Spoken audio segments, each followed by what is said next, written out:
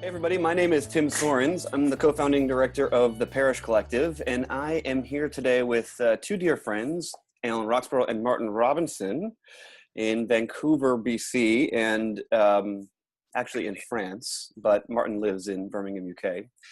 And we're here because I am frankly really thrilled and want to commend a book to you that just came out called Practices for the Refounding of God's People, the Missional Challenge of the West. Here it is right here. I was lucky enough to be in Martin's home in Birmingham the day that this book arrived. And so this is a very precious signed copy that I'm not giving anyone. But I read it on the flight home from the UK after spending some time with Martin recently. And while I've read the work of both of these fine gentlemen, most of what they've written and have appreciated it, I'm convinced this is a really important and critical book. So I'm thrilled to be here to ask them a few questions, to frame the book a little bit, have a conversation, and I'm hoping that by hearing this conversation, you will not just read the book, but take these ideas really seriously. So the book really kind of begins with framing an idea called modernity's wager. Al, I wonder if you could begin with telling everybody what is modernity's wager? Yeah, I'd love to. The phrase modernity's wager is borrowed from a sociologist Adam Seligman, who wrote this about 15, 20 years ago.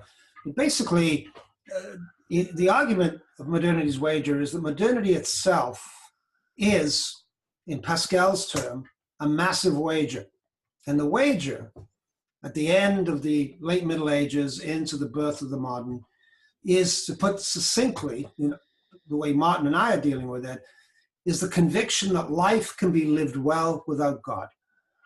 And that this is not simply an adjustment in the imagination of the West. It is a fundamental change and transformation. It is a refounding of the basis of the Western imagination. And with the removal of any primary understanding of God as the primary agent in the world, modernity's wager is a set of replacement narratives, which we describe as the state or the nation state, which came into being at Westphalia in 1648. It's the emergence of capitalism, which is now consumer capitalism, and it is the centrality in classic liberalism of the self as the defining center of all meaning. And so modernity's wager is the replacement of the Christian imagination of God as agent with these three deeply secular movements of the state, capital, and the self. Yeah. You know, I went to seminary a while ago. I won't say how long ago. It seems like a while ago now. And I was actually really enchanted to go to the seminary I went to because there was such an interesting embrace of the postmodern turn. It's not a word we talk about as much anymore about. So I've read a fair bit about postmodernity, the Enlightenment, history of thought. I don't think I've ever read a book which used God's agency as the lens or the hermeneutic in which to view the Enlightenment project, or as you said, modernity's wager. When you look at the nation state, when you look at global capitalism, when you look at the self or individualism, you could say, how are these things?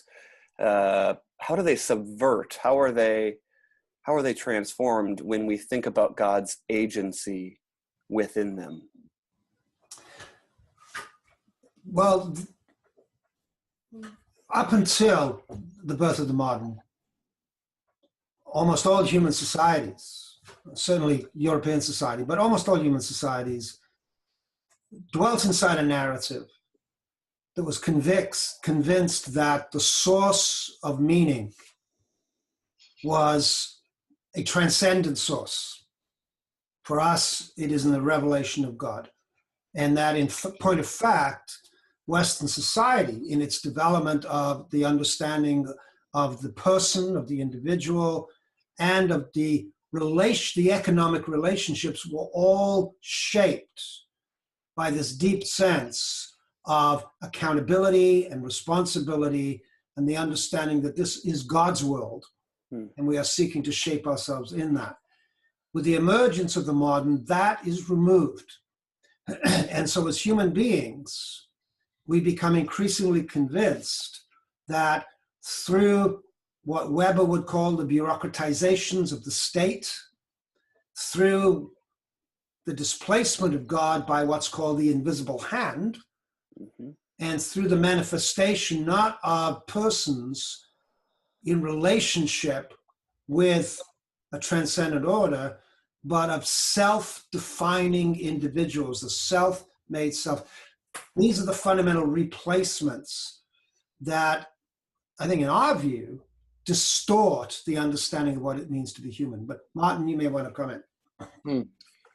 I mean, that's certainly what has happened from the perspective of ideas that have been permeated through culture over hundreds of years now.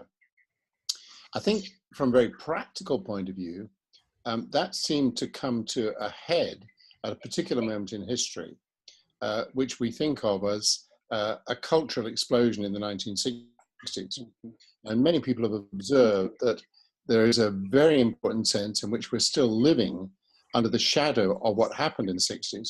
Now, it's not that there was anything particularly significant about the 60s in and of themselves, so much as it happened to be that period of time